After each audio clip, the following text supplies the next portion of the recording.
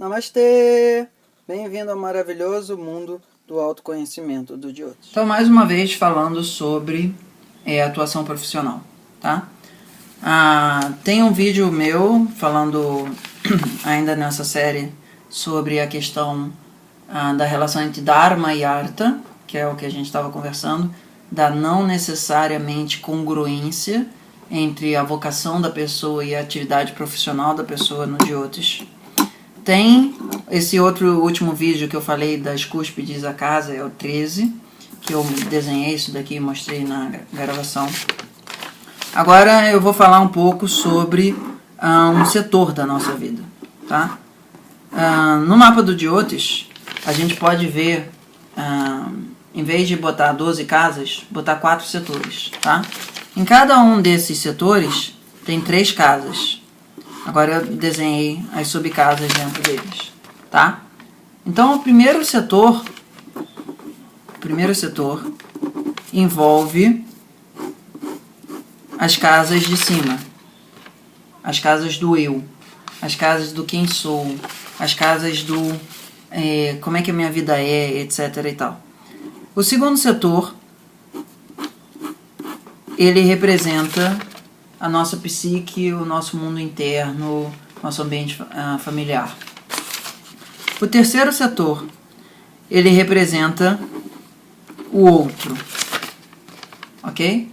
Então, o que é oposto a um, representa o outro. O setor 4, que é o oposto ao interno, é o setor externo, que, entre outras coisas, está a vida profissional, ok? Então, esse quarto setor é o que a gente vai estar falando hoje, especificamente, que é o setor que está as casas 9, 10 e 11, ok? 9, 10 e 11, tá? A casa 10, que é essa casa onde eu desenhei o número 4, ela é a principal casa de Artha do mapa, tá?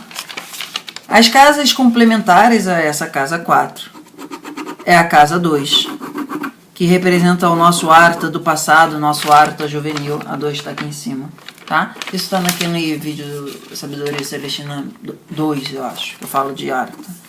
E a casa 6, que representa o nosso, digamos assim, nosso futuro em termos de sustentos materiais, etc. e tal. A casa 6 representa uma infinidade de coisas também, assim como qualquer outra casa, tá? Então, eu queria falar um pouco da relação entre as casas 9, 10 e 11, ok? Bom, eu nos meus vídeos lá do Jyotish Namastê, eu ainda não cheguei a explicar as casas, isso vai levar um tempo ainda. Mas a ideia é o seguinte, da mesma forma como cada casa tem um valor per se, todas as casas têm um valor relativo às outras casas em relação à posição delas, tá? Então, quando eu digo a casa 9 é a 9ª casa em relação à primeira. Quando eu digo a casa 10, é a 10ª casa em relação à primeira, 11ª, 11ª em relação à primeira, tá? Mas eu posso fazer a casa 10 ser a 2ª em relação à 9ª. Entende? E essas inter-relações, elas são importantes, ok? Bom, então a casa 9 é a principal casa de Dharma do nosso mapa. Ou seja, o que é a nossa vontade, o que é a nossa verdade, o que é a nossa vocação, o que é a nossa casa, o que é a nossa sustentação moral, psíquica, de valores. Qual é o nosso eixo de verdades, tá? A casa 10, ela representa o lugar onde o sol está no meio-dia, tem o meio do céu na casa 10. A cúspide da casa 10 é o meio do céu, ok? E ela representa o lugar de maior brilho na nossa vida, externo. É onde o sol está no meio-dia, ok? Daquele dia. E por exemplo, se você tiver o teu sol na cúspide da casa 10 é porque você nasceu no meio-dia daquele dia, não exatamente 12 horas, tá? Porque o dia é dividido a partir do horário que o sol passa a linha do horizonte, metade dele, até onde ele passa de novo descendo. Divide isso certinho e a metade é o meio do dia. Isso pode dar meio-dia e 10, isso pode dar... Entende? Varia um pouco, dependendo da amplitude do dia. E a casa 11, em sânscrito eu não lembro qual é a palavra. Vou botar aqui fruits, vou botar pala, que é uma palavra que eu sei. Os frutos do trabalho, tá? Ela representa basicamente uma casa onde as coisas frutificam. A gente está olhando principalmente a casa 10, tá? A casa 10, olhando ela como casa 1, a casa 11 se transforma na segunda casa em relação à casa 10, ok? E a segunda casa representa nutrição, a segunda casa representa matéria, a segunda casa representa crescimento. Então, nesse sentido, a casa 11 representa o crescimento da nossa carreira profissional. Até onde a gente vai alcançar. Se na casa 10 pode estar dito de que você vai ser presidente dos Estados Unidos, suponho, tá? Na casa 11 diz se essa presidência vai ser favorável ou não. Vai ver se você vai conseguir deixar um sucessor ou não. Vai dizer se as pessoas vão gostar da tua presidência ou não. Então, a casa 10 é tipo assim, a noção do que vai ser mais no sentido de um ponto. E a casa 11, a segunda em relação a 10, é as consequências, os frutos dessa árvore, ok? Então, muitas vezes uma banda faz um CD fantástico e depois desaparece. Porque a casa 11 é fraca em relação à casa 10. Muitas vezes a pessoa ela não era para ser nada, ninguém nunca deu nada, mas no final da vida ganhou um Nobel. Que seja. Porque a casa 11 era muito forte, a casa 10 era fraca. Então não necessariamente uma super casa 10 gera grandes resultados 11. Entendeu que interessante? Bom, a casa 9 em relação à casa 10 é a 12ª casa. Ok? Porque a gente vai contando no sentido horário. Então, aqui está anti-horário, desculpa. Aqui é 1, 2, 3, 4, 5, 12. Tá? Bom, aí a 12ª casa, ela representa várias coisas, mas elas representam também expenditures, gastos. Em um certo sentido, a casa 12 representa o que você vai precisar gastar para se formar como casa 10. Então, muitas vezes isso aparece, fazer uma universidade não sei onde, etc e tal, tá?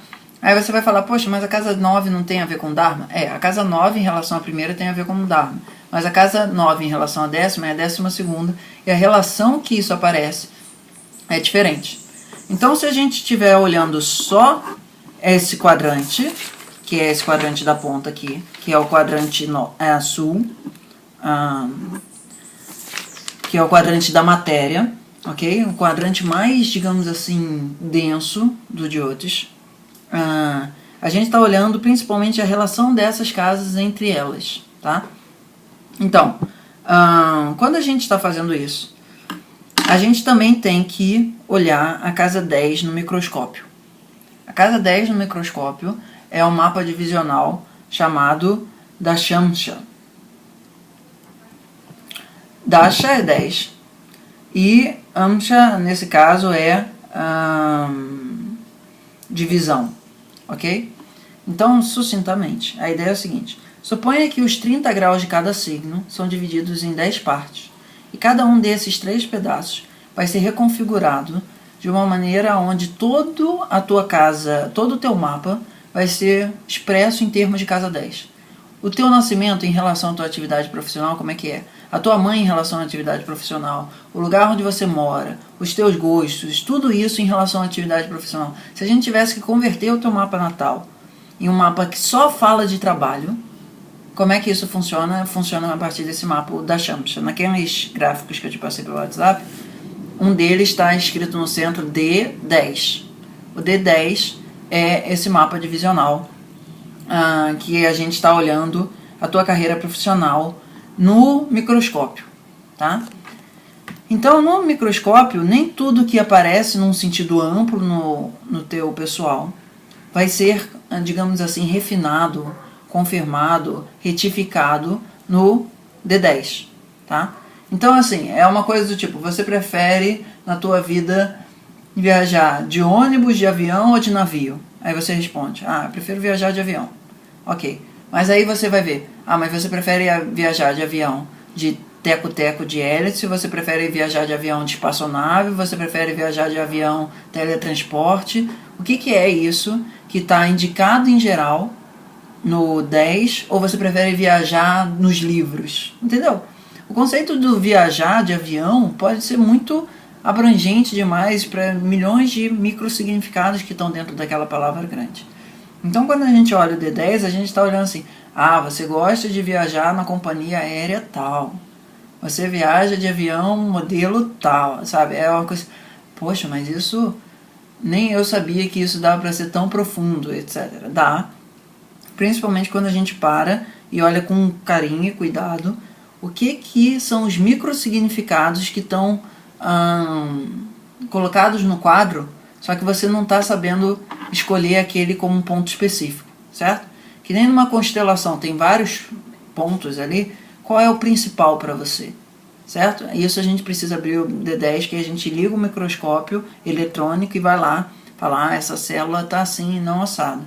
Então, aqui no diagnóstico, que muitas vezes num diagnóstico mais grosseiro poderia ser um indicativo de que você suponha, vai ter sei lá, você foi ver o teu mapa genético. E aí você viu que, no geral, na primeira leitura, você tem uma predisposição a isso, aquilo. Aí depois o cara fala, não, mas vamos fazer um teste mais refinado, porque esse teste mais confirmado ajuda a gente a confirmar ou a negar o grau de probabilidade daquilo, tá? No mapa natal, assim, no mais bruto, você fala assim, tem 70% de chance. Mas quando você põe no mais refinado, esse 70% pode cair para 15%, ou pode subir para 100%, ou pode ficar no 70%, ok? Então, essa inter-relação entre as 3 casas ali daquele quadrante quarto, o como tá os signos dentro dessas casas, aonde está a cúspide de cada uma dessas casas. E aí sim, que é o que a gente vai fazer agora com calma. Onde é que está cada nakshatra de astros que estejam ali? Onde é que está cada padá de cada nakshatra, de cada astro que está ali? E quais são os astros que estão olhando de fora, mas que estão aspectando forte aquele quadrante, certo? Porque não basta você ver só quais são os planetas que estão ali. Você tem que ver também quem é que está agindo ali de uma maneira energética, através dos aspectos dos tristes, mas não tanto de uma forma presencial. O que isso significa? Por exemplo, suponha que no teu mapa você tem lá no D1 Marte na casa 10, tá? Isso significa que no teu ambiente de trabalho vão ter pessoas mais com a frequência de Marte, de serem mais assim assado, dependendo do como a gente está vendo esse Marte em relação aos graus que ele está em termos de nakshatra, em termos de padá, ok?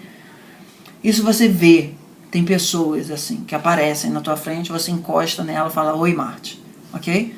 Mas suponha que também na tua casa 10 tem uma influência de um Ketu, que está lá do outro lado da história, parece que nem está ali, etc e tal, mas aquilo aspecta essa casa e ele traz uma influência de querer que seja através de um aprendizado espiritual.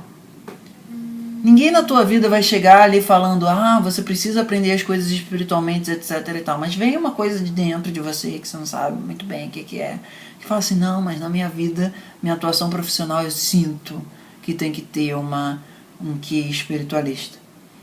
Se tivesse um Ketu na casa 10, ia ter uma figura ali, densa, na tua frente, conversando contigo.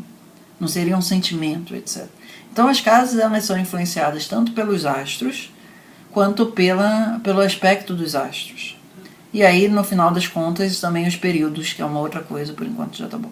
Ok? Não sou eu quem me navega é o mar.